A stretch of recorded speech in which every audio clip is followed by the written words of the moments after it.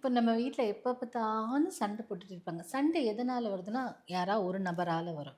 ஏன்னா, அவங்களுக்கு சின்ன சின்ன விஷயத்துக்குலாம் சில்லு முல்லுன்னு அப்படியே சிடு சிடுன்னு அப்படியே கடுகு எடுத்து போட்டா அப்படி பட்டு பட்டு பட்டுன்னு வெடிக்கும்ல, அந்த மாதிரி கோவ வார்த்தைகள கொட்டி தீர்த்துருவாங்க.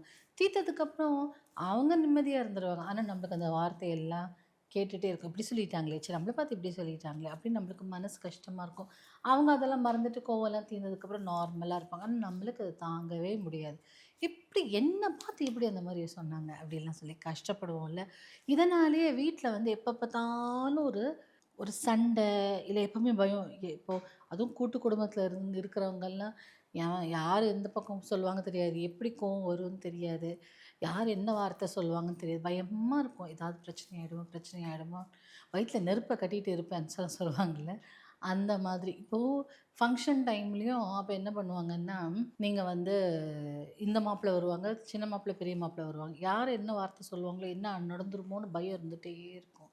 ஸோ, நான் எக்ஸாம்பிள் தான் சொல்றேன். அந்த மாதிரி யாரு எப்படி பேசுவாங்கன்னு தெரியலையே! அப்படின்னு அந்த பேச்சுனால ஏதாவது சண்டை வந்துருமோ! ஏதாவது சொல்லி சிடு சிடுன்னு பிரச்சனை ஆயிடுமோ! அப்படின்னு நினைக்கும்போது நீங்க என்ன பண்ணலாம், இந்த மந்திரத்த ஓம் சாந்தி பிரசாந்தே சர்வ குரோத பசமனி ஸ்வாஹா. ஓம் சாந்தி பிரசாந்தே சர்வ குரோத பசமனி ஸ்வாஹா. ஓம் சாந்தி பிரசாந்தே சர்வ குரோத பசமனி ஸ்வாஹா. இந்த மந்திரத்த நீங்க 108 தடவ ஜெபம் பண்ணிட்டு, ஒரு கையில ஒரு கிளாஸ் டம்ளர் வச்சுக்கோங்க. வச்சுட்டு அதில தண்ணி ஃபில் பண்ணிட்டு, 108 தடவ மந்திரத்த ஊதி, அப்படின்னு ஊதிட்டு, அந்த தண்ணிய அவங்களுக்கு குடிக்க குடுத்தாலும் சரி, இல்ல வந்திருக்கவங்கலாம் எந்தவித சண்டை இல்லாம இருக்கணும்னா, அந்த தண்ணிய மிச்ச தண்ணியோட மிக்ஸ் பண்ணி குடிக்க குடுத்தாலும் சரி. இத உட்கொள்ளும்போது அவங்களுக்கு கோவங்கள் இந்த சிட்டு சிட்டுன்னு கோவம் வருது. தேவையில்லாம நுனி மூக்கு மேல எதுக்கெடுத்தாலும் இருக்கிறது. இப்போ ஒண்ணும் இல்ல. அ ஐஸ் வாட்டர் வேணுமான்னு கேட்டா, "ஆமா நான் ஐஸ் வாட்டர் தான் குடுப்பேன். அது உனக்கு தெரியாதா?" அப்படின்னு சண்டை போடுவாங்க. "ஐஸ் வாட்டர் எனக்கு ஆகாதுன்னு தெரியாதா?" அப்படின்னு அவங்களுக்கு என்ன வேணும்னு தெரியாது இல்லையா? அந்த மாதிரியான நபர்களுக்கு இது மிக அழகாக பொருந்தும்.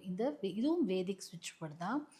இப்போ வீட்ல இந்த மாரி பிரச்சனை இருக்கு. இது வந்து ஒரு ஃபங்ஷனுக்கு திடீர்னு ஒரு கேதரிங்க்கு அப்ப யூஸ் பண்ணிக்கலாம்.